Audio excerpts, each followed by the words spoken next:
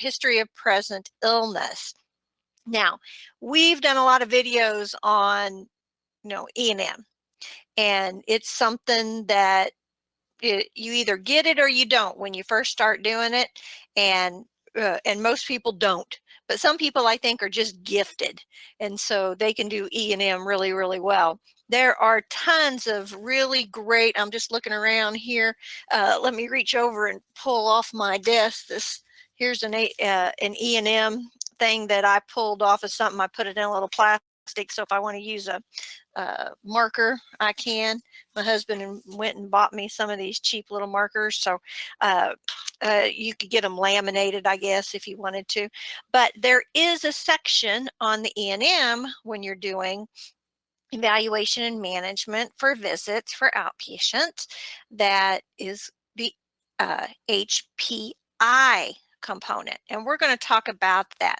There is more than one area on the evaluation and management to level, and we're not going to talk about that. We're not going to talk about how to level. We're only going to talk about tonight the HPI, the history of present illness. This is the area that I actually struggle with the most. Now, review of systems is really simple because you just click, click, click, click, click, and it's always usually listed for you. We're going to do cardiovascular, respiratory, genitourinary, blah, blah, blah, and so you can just count, But with history, the HPI, you don't. You have to kind of abstract that stuff out. And medical decision making, that's really easy for me too. And a lot of people struggle with medical decision making, but we did a video some time ago. I think we did a webinar on medical decision making. It may have been in our Thursday, once a month we do a public webinar where people have asked questions. I think it might have been on that, and that's an area I really, really like. Because you have to think about the disease process, and and the diagnoses. You're looking at all of that, and that's the part I like. But the HPI, I always struggle with the HPI. I'm always too high or too low when I'm working with that, and so that's what we're going to talk about. When this question came in, the person said that they were having trouble as well with HPI, wanted to understand more about it. I thought, fabulous, that's the topic we're going to talk about tonight. One area that I've noticed now you can get practice with the HPI is websites that are helping people train to be scribes. And the reason that is because what a scribe does is takes the laptop, and while the provider is talking to the patient and able to maintain eye contact and everything, the scribe is standing in the corner putting all that information, almost like a translator, right there. Everything that they're talking about, they're putting it in, and they don't even have to, the provider just has to talk about it, and the scribe is doing it. Now, this is a great job that you might want to think about in the future, or someone the thing is scribes don't particularly get paid that well, not as well as coders, but you definitely learn a lot because you're walking in, right? You're just following in the footsteps of the doctor every time they go in to see a patient, and so that's excellent. A lot of times, at least in the past, scribes were med students, early med students, pre-med also. And just know that if you think about looking into that, it doesn't pay out as well as coders do. But the education that they provide is very beneficial because it is a lot of like what we do. All right, so let's talk about the HPI. What is it? History of present illness. Really, what we think of mostly is its chronological description, and I like to think of it as the who, what, when, where, and why. You come in with an ailment and they want to know who, what, when, where, and why. All those things that's going on. But that's not really, nobody ever talks about it that way. They've got other things that they use to tell you to look for, and we'll cover some of those. But another thing about the HPI, when you look at that in the documentation, it's usually right up under the chief complaint, okay, and it'll say HPI. And this is the information that the provider is asking the patient, and the patient is giving you the responses. Okay, so at this point, the provider isn't touching the patient. They're just kind of trying to get an idea of, hey, what brought you in today? Now let's kind of fine tune, get to the highest specificity of what is going on.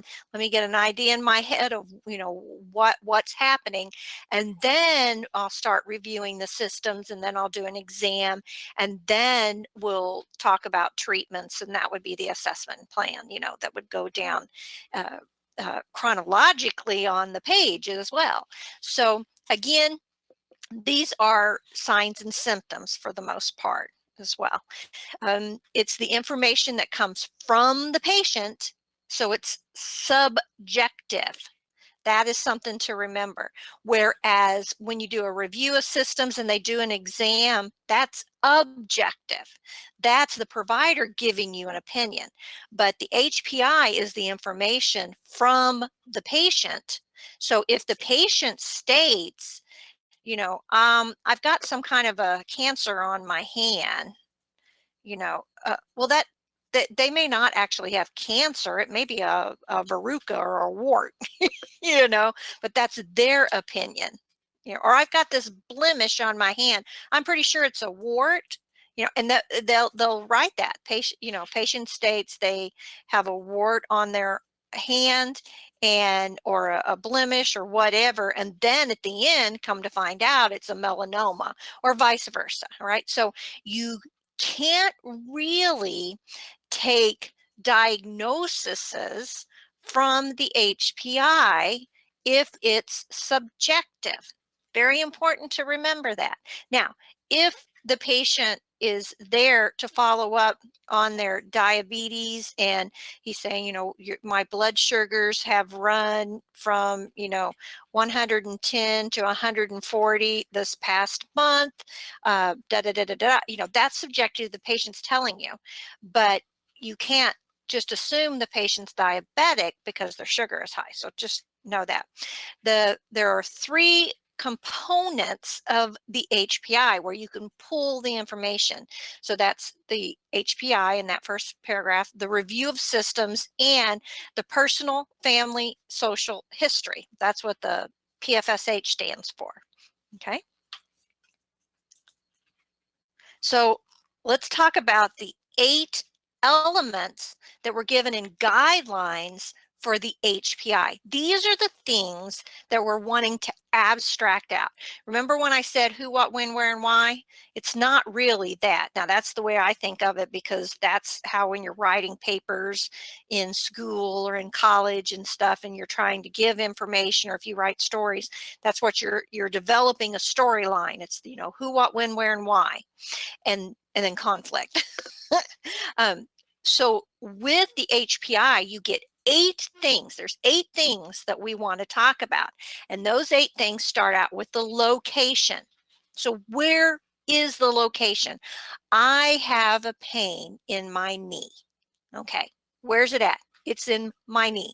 And they ask, is it unilateral or bilateral? So this example where I pulled this content, by the way, was through ophthalmologists, not optometrists, but ophthalmologists. And it just seemed like it was written so well. That's why I used it. And always remember that I put the links where, if you're in the CCO Club, you can access those links on the resource slide at the very end. So going back, location, you know, I have a pain in my knee. All right. Is it, you know, does the pain happen in both knees or just one knee? Okay. So that's what you're thinking. But let's remember that we want to identify where the location of the problem is. Now, quality. Some people have a little bit of trouble with quality. And you've heard the terms quality and quantity, and you'll probably hear that as a coder, that especially when you're doing production work, they want to know, quality is what your audit is coming out. We want you to be 98% accurate. We want you to, like, risk adjustments, 99% accurate, things like that. And so that would be quality, whereas quantity is production. How many encounters can you do within an hour? Well, in risk adjustment, maybe you're doing 5, maybe 6. But if you're doing production for a doctor's office, you could be doing 20 or 30, right? So quality over quantity. We're not talking about quantity, we're talking about quality. So what's the nature of the pain? That would give us quality. And I remember in my time in the ERs when they, wanted you to describe the pain. That's quality. Is it constant, acute, a chronic? Is it improved or worsening? So if you're coming for a follow-up, is the pain in your knee better now that we've gone through physical therapy, or has it gotten worse? Uh, and also with quality, they'll describe the pain. And this is where you might hear things like, is it a sharp or dull pain? Can you describe the pain? Well, it hurts. No, is it sharp or dull? Does it throb, or does it feel like somebody is it constant, or is it like a pulsing pain, right? And and again, that can determine what's going on. If it's a pulsing like pain, it almost feels like, it's coming up from, the blood pressure, boom, boom, boom, boom. If you've ever hit your finger or caught it in a door or something like that, you know that it starts throbbing, boom, boom, boom, right? And so again, by knowing what type of a pain, then they can help distinguish what it is. So if you say, no, it's a constant pain and it's a dull, achy pain, or is it's a sharp stabbing pain whenever I try to move my knee. Okay, so quality. And then severity. This is where you get the little smiley faces, right? If 10 is the worst pain you've ever felt in your life and 1 is the least, then what would you rate the pain? And you can say, well, it's definitely a 7, but when I first noticed it, it was definitely a 10. It brought tears to my eyes and made me want to throw up. you know oh, okay, but now it's about a 7. Okay. Duration. How long has the problem been an issue? Well, it never bothered me before. And the other day I was taking a walk, because I always walk, like 3 miles every other day. And I stepped off of a curb, and next thing I know, my knee kind of twisted funny, and I had this excruciating pain. Okay. So since then, it's hurt ever since then. Okay. So that would give duration. Or if I say, I twisted my knee when I was playing volleyball in high school, and it has hurt ever since then, and I'm just so sick and tired of it. Okay, how long has it been a problem or an issue for you? Timing. Is it worse in the morning or the evening, or is it constant? So timing, we're wanting to know, it's not modifying factors, but is it worse after you've walked for a while? Or when you first get up in the morning, does it hurt until you get up and start moving around and then it loosens up? What's the problem? What are you finding the issue? I remember that I had pain in my back. Gosh, this was way back in the 90s. And I would go to bed and it would hurt so bad at my waist and my back. And so I would take like 4 ibuprofen. And then I'd get up at midnight and it would still be hurting so bad. I would take 4 ibuprofen. And then when I got up in the morning, I would take 4 ibuprofen. Ultimately, I gave myself esophagitis and burnt like a little hole in my esophagus. You can't eat ibuprofen like candy. But the pain in my back, once I got up in the morning and started really moving around, it wasn't so bad. But it was really bad at the end of the day and at night. Well, come to find out, it wasn't my back at all. It was my kidneys. And the way they found out was by asking all of these questions and the modifying factors that were involved, as well as timing and etc. So that's, again, is it evening or morning, or is it constant? Context. Is it associated with any activity? So context isn't just activity. It could be context. We used to say, context is king. You can say whatever you want, but if you take it out of context, you can make a statement sound really bad, no, or really good, but out of context, right? So the pain, again, out of context. If it's an 80-year-old person talking about their knee hurting, or it's an 18-year-old talking about their knee hurting, there's context there, right?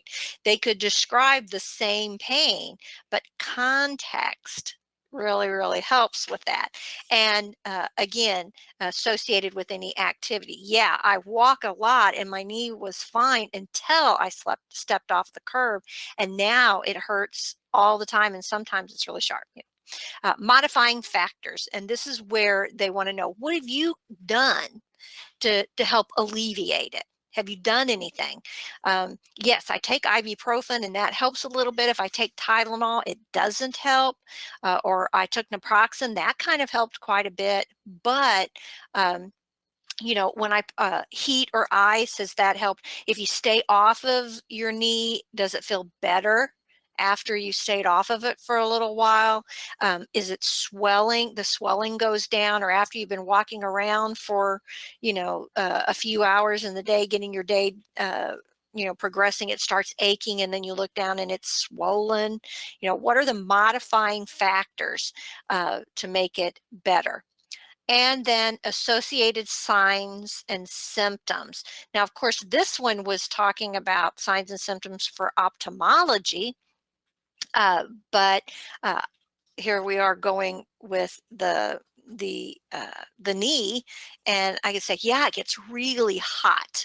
It swells up and it feels like it's hot and swollen and tight after I've been up moving around for a while. And then sometimes it'll even throb. Those are associated signs and symptoms. Okay, so location, quality, severity, duration, timing, context, modifying factors, and signs and symptoms. And if you've got a provider that has a template that where they type in what information that they want, and then they have a template with these 8 listed, and it says location, and then they fill in the blank.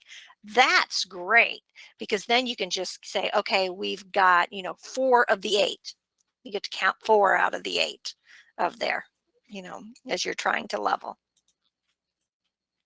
Now, there are 2 levels of HPI, brief and extended. The brief contains 1 to 3 elements. Extended contains 4 or more elements. Let's talk about those. I gave a great example. So if you're reading about your patient and they have abdominal pain, and she says it's sharp for 3 days, then you notice it also shows that she'd been taking aspirin, but that didn't help, and her pain scale was at 7, and it was worse at night. Well, that gave you 6 of the 8 right there. It gave you location, okay, pains in the abdomen, quality, oh, it's sharp. On the pain scale, the 3 days for duration, modifying factors, no relief from medication, timing, worse at night, and therefore you have an extended HPI, right? 4 or more elements. Okay, so that's something you might want to write down. 1 to 3 is brief. 4 or more is extended. Now, let's look at this little practice. And this actually came from a scribe website teaching scribes how to get the information. Okay, and And again, that is on that last resource page. So used to, I would pull information like this off of for med students and stuff, but now the Scribe websites are great. So let's look at what type of complaints would come in, and the patient would be talking about this. So let's review it. And then we're going to look and see if we can come up with how many elements, that we can pull out of it. So we have their patient, 73-year-old female. Now, she has a history of COPD, recent pneumonia, which got better approximately a few weeks ago. Now, this is heavily abbreviated, right? So you're jotting down notes, and a lot of times your doctor, that's what he was doing when we did this all on paper. He would write all this stuff out. All right, so we're looking there, and you know what? I didn't pull up my questions box. Let me do that real quick, because if you want to ask questions, feel free to do. And oh, it looks like we already have Andrea says, how does interval history correlate with HPI? Okay, we'll talk about that a little bit in a few slides, the interval history. So now we know we have a patient that has a history of pneumonia. They had some problems. They had 3 years or 3 times this year they've had pneumonia. They use an inhaler. Let's see, she's having to use the inhaler more often, 6 times or more a day. And then she got a cough a week ago. She was coughing up white and yellow sputum. Throughout the day, she's coughing. It's coughing so much she's having trouble just doing her daily activities, and it gets her up at night. She's tired, she's fatigued, she don't feel well. She hasn't bothered to check her temperature. Cough syrup has helped a little bit. Deep breathing makes it worse. She'd been shallow breathing because of that. Let's see, sharp pain on the right rib cage. That is much worse with deep breathing. Noticed that 2 days ago. Pain is 7 out of 10. Feels slightly better with compressing that area, that pain that is hurting. Okay, so just looking at that, I'm going to give you a second while I'm reading the questions that have come in. Then you make yourself some notes. Okay, 8 things that you're going to pull out. Now let's see. Whitney says, when you have patients who frequent the hospital for pain medicine, it's kind of hard for the HPI to be accurate. They might say it's a 10 when it really isn't. I see this so much. Yes, and there is a protocol in ERs in places that, if your pain is above a 6, then, you get pain meds, things like that. But frequent flyers learn that real fast. She said she had an HPI, could not be obtained due to the patient refusing to cooperate. The another thing regarding the HPI and trying to get that from a patient, what if you have a patient that comes in that isn't able to communicate with you, whether you're waiting for a translator to come because they speak a different language, maybe they are deaf and they need an interpreter, or what if they're a child and the parent hasn't come in yet, or they're hysterical and they can't get the information, so the parent is the historian, and that's what they call them, the historian. What if a patient comes to the ER and they're confused, altered mental status, and then they find out they have a UTI or something like that, and they're an elderly person. So the things that are popping out at me,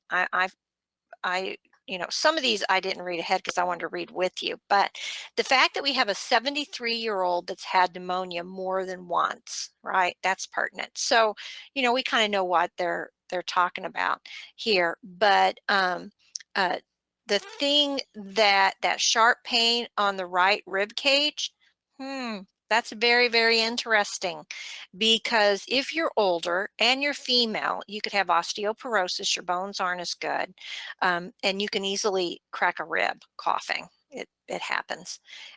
Now, this was a younger person, sometimes, and with pneumonia, you get pain in lower quadrants, on the side. You have lower lobe pneumonia. And I had pneumonia one time, and it felt like somebody was stabbing me down low in my rib cage, and it was just pneumonia.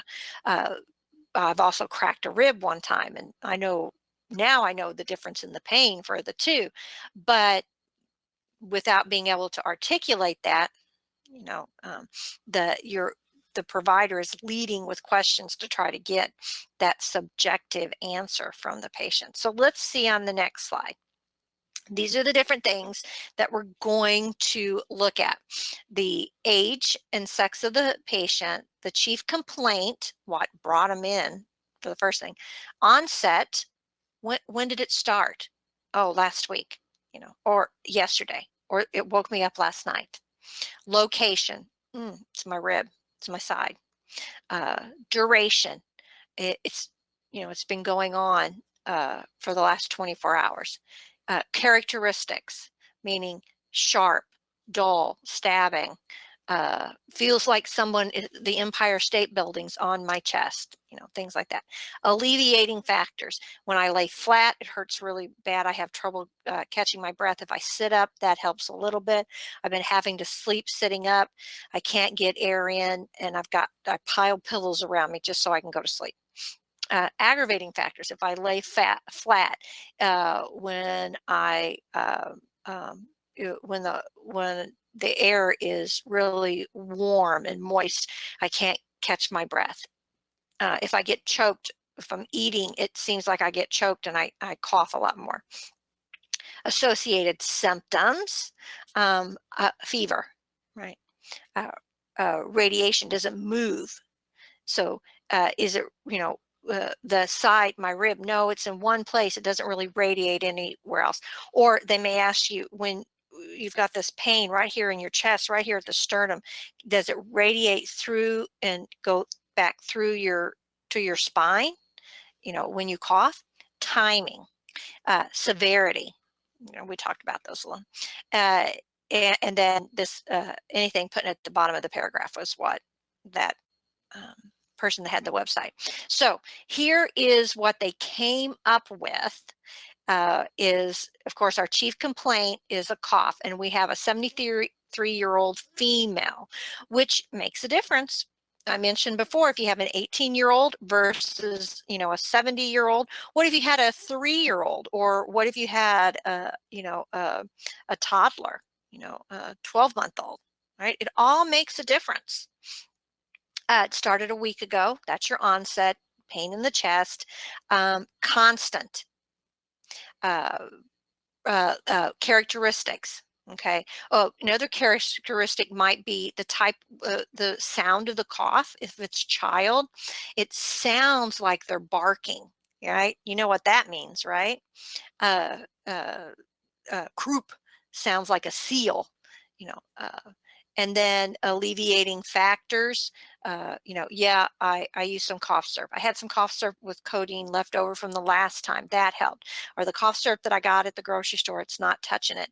I used cough drops. I've had a whole bag of cough drops, and all it's doing is making me sick to my stomach. Deep breathing activity aggravates it. And I try to take a deep breath, and then I just cough, cough, cough even more. Fatigue, malaise, that there's no temp. And then radiation, none. Usually only pain radiates. So the rib, if they were saying that rib radiated. Timing, all throughout the day, or when I first wake up in the morning, or when I lay down at night, until that cough medicine kicks in. There's severity. Let's see, everything else. And then she says there's a lot here. Let's look up there. It says, in regards to the cough, she's having to use her rescue inhaler more. That's important. The rescue inhaler is not working, and you're using it more. And that means that if it's an infection or the patient has COPD, maybe they need to tweak the medication, and that's why they're getting an infection. Cough, again, she had stated usually at night, and that could cause you to be sleepy because you're coughing all night, or is she sleepy and fatigued because she has a fever? Antibiotics recently went through a round. Now, the rib pain, and I mentioned this, began with her cough. You could have it be pleuritic, meaning an inflammation around the lining of the lung. So it hurts when you breathe, and that would be a sharp pain. But it feels better when you compress it. It you actually could have a cracked rib, right? So it could be the lung itself that's hurting, or is it the rib that's hurting? Or the muscles are just so sore from coughing? Three things, right? You got to figure out what's going on. Okay, so that was a lot of fun to do. Let's look at another one and let's do some abstracting there. Let's see. Okay. Do we have any more questions come in? No. All right. So this one, again, we got our 8 things down at the bottom that we're looking for, that we're abstracting. And we're already going to know because this person did it, right? So let's read through this. We have a patient, 66-year-old male that comes to the ER with a chief complaint of chest pain. Now that could be anything. Chest pain could be trauma. It could be a heart attack. It could be an arrhythmia. It could be a chest cold. It could be pneumonia, right? It could be anything. The pain is located at the center of the chest, and it's described by the patient as a heaviness. Okay, well, that rules out some things right there. On a scale of 1 to 10, it's about a 4. It has been present for 3 hours, and it began acutely while he was watching a baseball game between the Red Sox and the Yankees. The patient states that the pain has gradually worsened over the past 3 hours. He states that he took 2 aspirin with no change in the pain. He denies having any sweating or shortness of breath. His symptoms get worse when he tries to walk upstairs, and they may improve a bit at rest. Now, the patient isn't just telling you all of this stuff, they're being prompted to tell you. And so again, that's why it's subjective. The provider will ask the questions, and the HPI will be leaning. So in other words, if the provider is starting to think that it's a heart attack, then he's going to want to know, have you been sweating or shortness of breath? And also, it could be the lungs or the heart if it increases when you walk around. Is it just hurts because you were got all excited and you have reflux? Right? Didn't mention what you were eating while you were, did you just have a cheeseburger and a bunch of salsa with chips and some caffeinated sodas and stuff? That could be why you've got this as well. Okay, so let's break down. We've got the location because they said, where does it hurt? It's at the center of the chest. Quality, that heaviness is what they were looking for. So is it a sharp pain? No, it's a heaviness. A 4 out of 10 is the severity. Duration, they got the 3 hours. Onset was acute. Oh, it was, it's been hurting for the past few days. Then it would be more of a chronic type thing, or it's been hurting for the last year. It just got worse when I was watching the game. Now, no, came on acutely 3 hours. Context, 66-year-old male sitting in a chair watching a baseball game. Now, if he was out shoveling snow, right? If he was playing baseball, if he, again, was it something that was stressful to him, or what that context? Modifying factors, worse with time and exertion. Also, he tried some aspirin, right, and that didn't help. Signs and symptoms: sweating, shortness of breath. He doesn't have any of that. So again, we're not here to diagnose the patient, although that's why the provider is catching this HPI and they're leading the questions.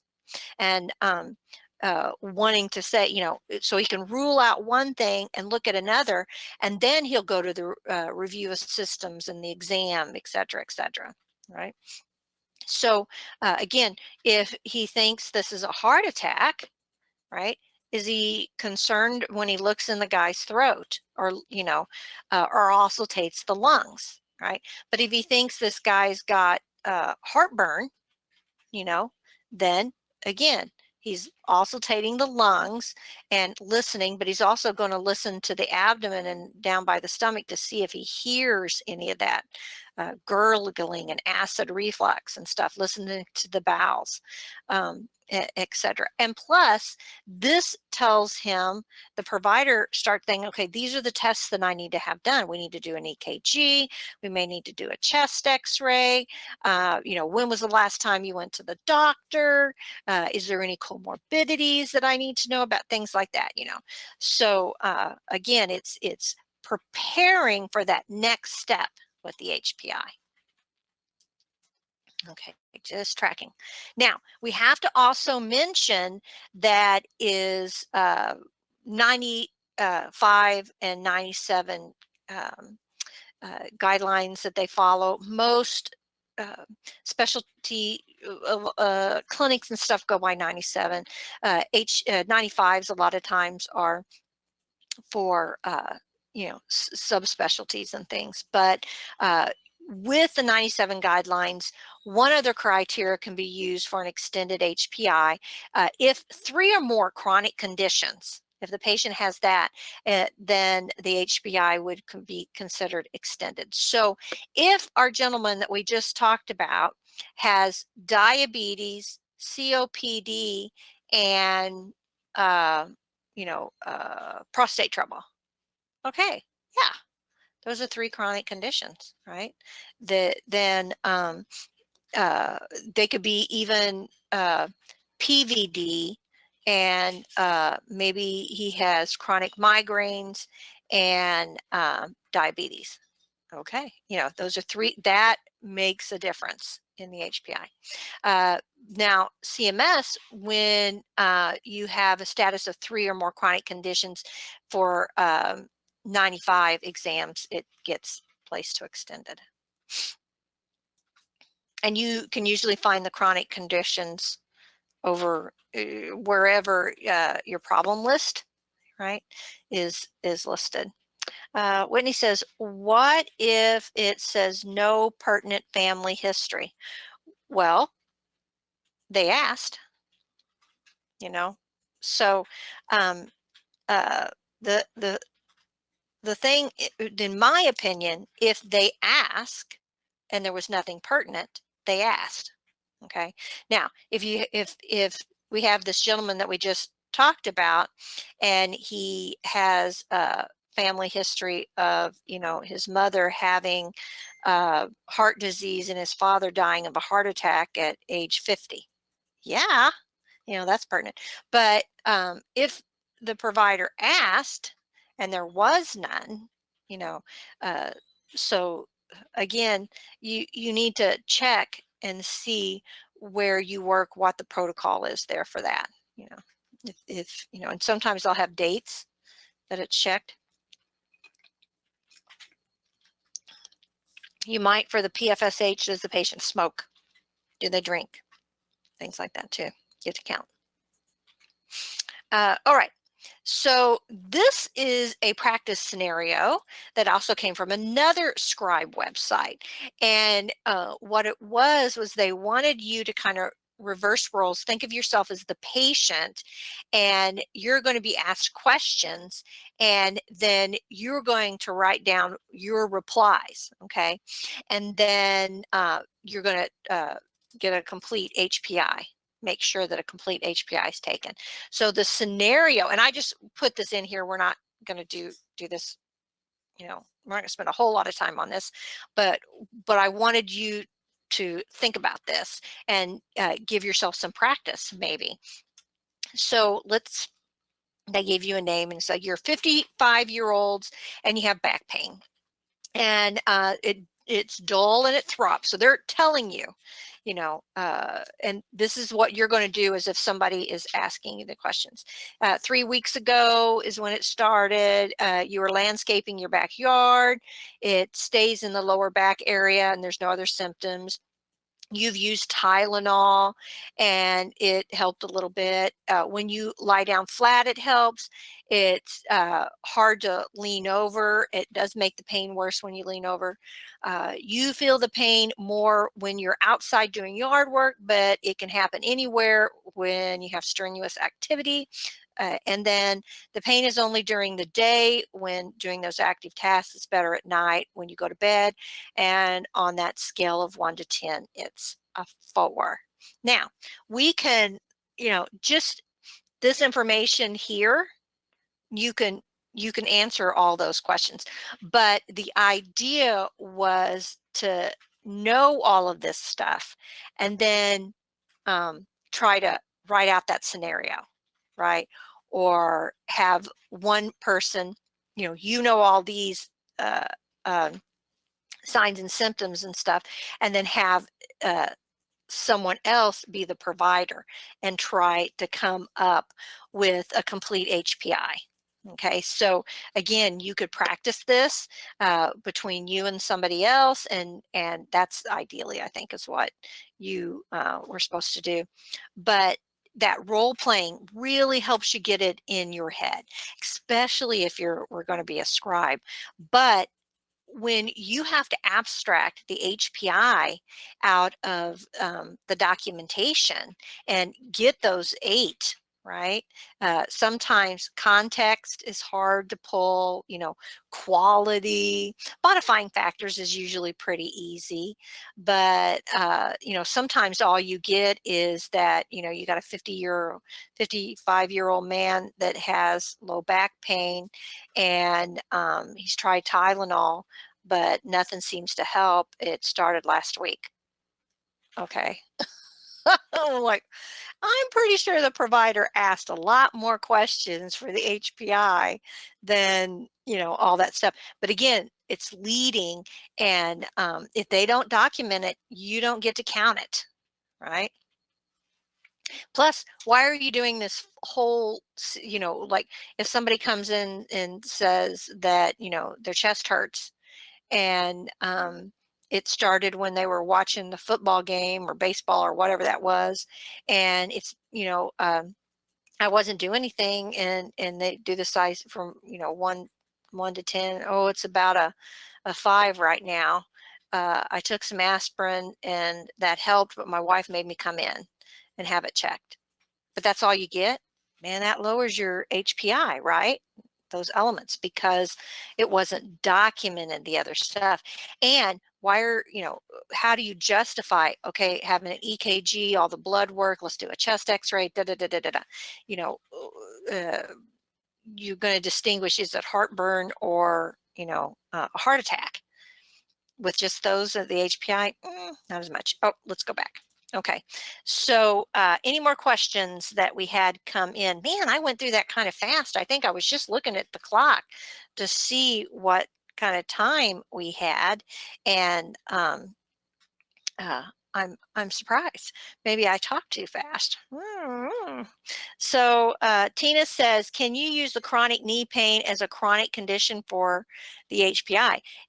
If the patient states that yes, it's been going on for a long time. However, be very careful with assuming something is chronic and it's not. So when you can't say chronic knee pain is the same thing as having diabetes or COPD.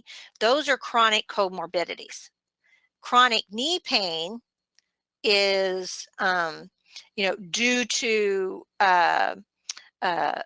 let's see, a torn meniscus that was never repaired, or uh, osteoarthritis, right? Osteoarthritis is a chronic condition. Knee pain, no, not really. So be very careful when you're doing that, okay? Okay, so that's a good question. Good question. Let's see. Whitney says, how long does a patient have to have a condition before it's considered chronic? It's not up to us whether it's considered chronic. There is no, now acute is pretty easy, sudden onset. I've never had this pain before and it started suddenly. That's acute.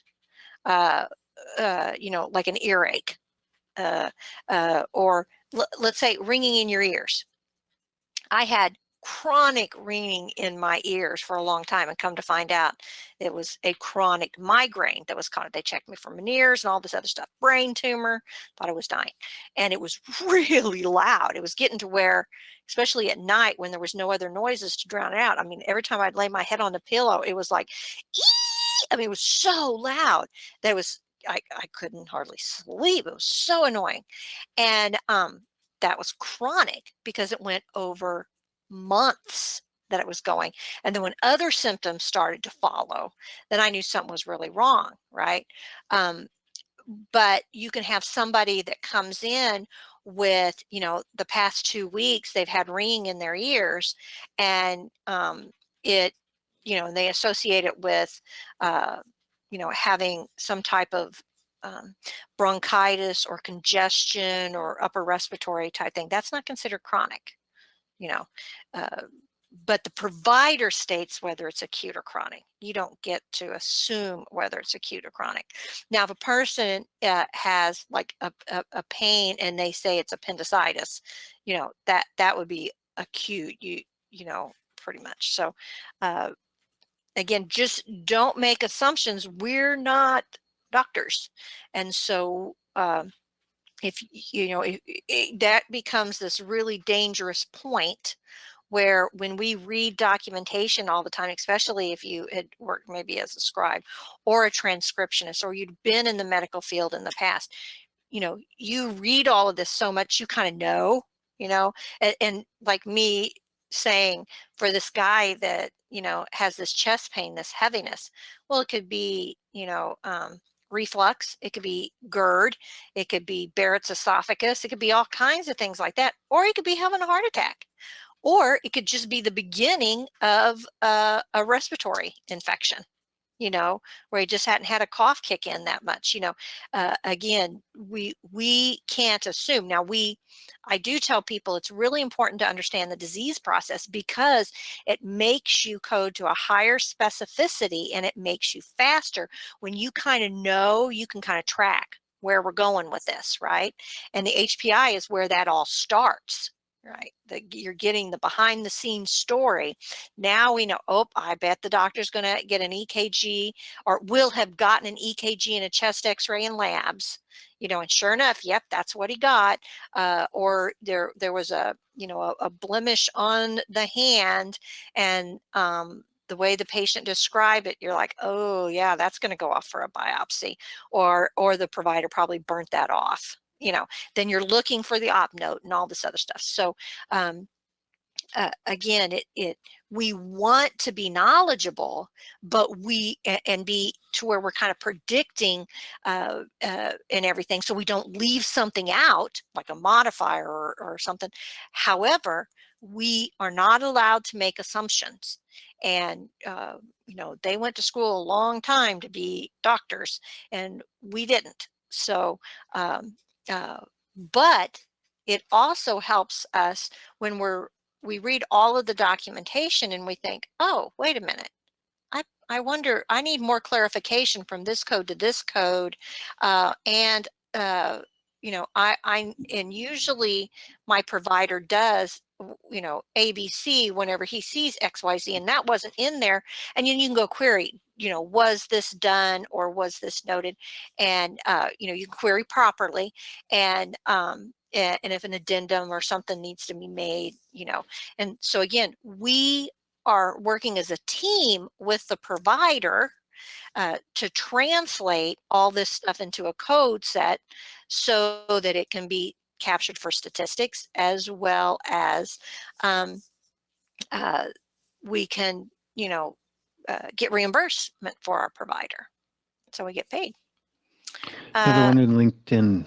Okay. Julio asks, Do they only have to list mention the chronic condition, or do they have to also mention the status and or meds they are taking? Okay, usually they only have to mention the chronic condition.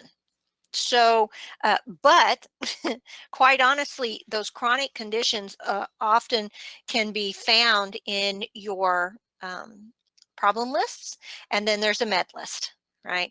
So if they state that the patient is diabetic, that's a chronic condition. We don't need to know if they're an insulin diabetic or they take glucotrol, you know. However, when you go not off the HPI, by the way, but then we we do know that there are codes for, you know, long-term use of insulin or oral or anticoagulants, stuff like that, you know, that you would be capturing if you had that. But no, they don't need to list all that extra information. They can just say that the patient, you know, is diabetic, and then you can use, you know, that's a chronic condition. It's important that you, yeah, understand the difference between chronic and conditions too, and what isn't chronic. That would be, if you need more help with that, we have a pathophysiology course that would be very beneficial to you, or medical terminology. Let's see. And then something came up here. Did I miss that? Tina says, does the chronic condition have to have statements with them to be counted? For example, okay. The example says HTN controlled. Hypertension is chronic, and whether it's controlled or not doesn't matter. It's a chronic condition, and just so you know, when just because, not now we're moving a little tip off HPIs. If a patient has hypertension and the provider states that the patient has hypertension and they state that it's under control, and then it lists what type of medication that they're on, that doesn't mean the hypertension is not codable. You code that still, because without the medication, you know, they still have hypertension. That would be like saying, oh, just because you're taking your insulin correctly and your insulin and your diabetes is under control, we don't have to code it. No, it's a chronic condition. It's not going away. It's just a benefit that it's under control. So be very careful. Now, difference in that would be like otitis media, an ear infection. Now, a person isn't going to have an ear infection for 6 months, right? And be on antibiotics for 6 months. Now, there are types and reasons, you know, and stuff. However, if your patient comes in and you see over in the problem list that the patient has, you know, otitis media, and they're on amoxicillin, and you're like, what? Wait, that happened 6 months ago. You know, why is that still? Because they copied and pasted it, right? That's not a chronic condition. That's not applicable, you know, unless they can prove or give you justification as to why. You're not going to code otitis media, right? Okay. When he says, I've had some documentation where it said that the patient was a chronic anticoagulation, but if you go back and read the previous report, it says that they were started on anticoagulants at the last hospitalization 2 weeks ago. So that's not chronic. Well, you have to. We also are not the ones that are stating or deciding whether chronic anticoagulants is they're on chronic coagulants.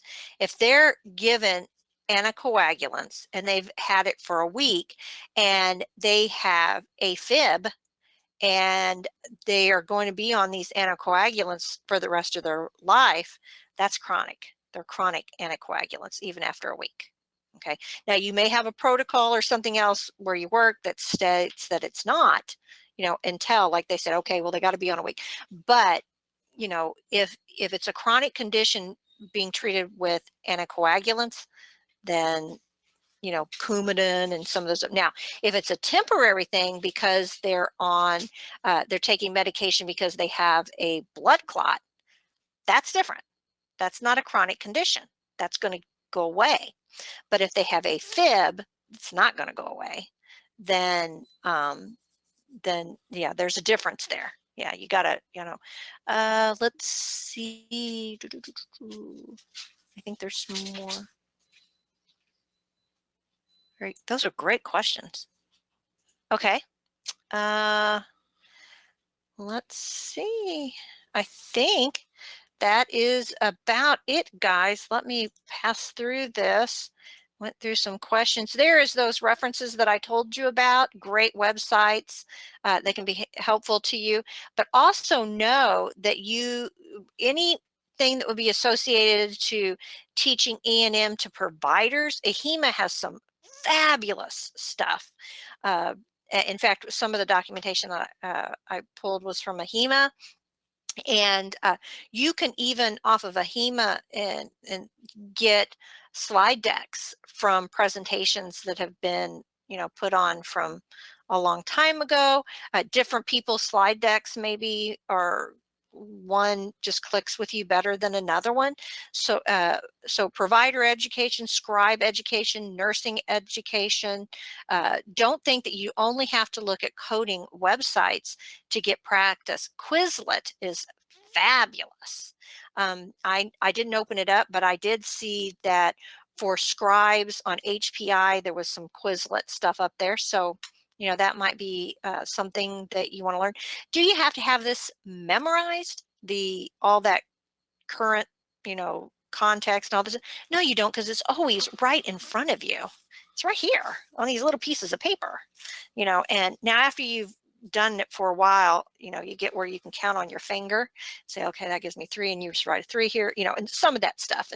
But again, understanding, depending on, are you wanting to get better because you're working and you just want to be better at E&M and HPI gives you trouble, or are you a student, right? That's different context. Are you learning the HPI because you're going to be tested on it, or are you learning it because you want to be more efficient where you're working, right? So know that there is a little bit of a difference there. Real world coding is completely different than for testing purposes, book learning. So thank you very much for joining us. I hope you had fun. We love doing this, and I always learn while I'm answering questions, so I appreciate your questions. Don't think that you can't continue to ask questions in the forum. This is a presentation that is exclusive for the CCO Club, so if you're watching on Facebook, YouTube, or LinkedIn, won't stay up. You got to be a member of the CCO Club to be able to see the content, do those practices, as well as get the resources. And all you have to go is to cco.us forward or backslash, I can't remember, club, and get more information about that. Again, if you've joined us on Facebook or YouTube or LinkedIn, thank you. And comment, don't forget to like and subscribe either. All right, guys, have a great evening. Bye.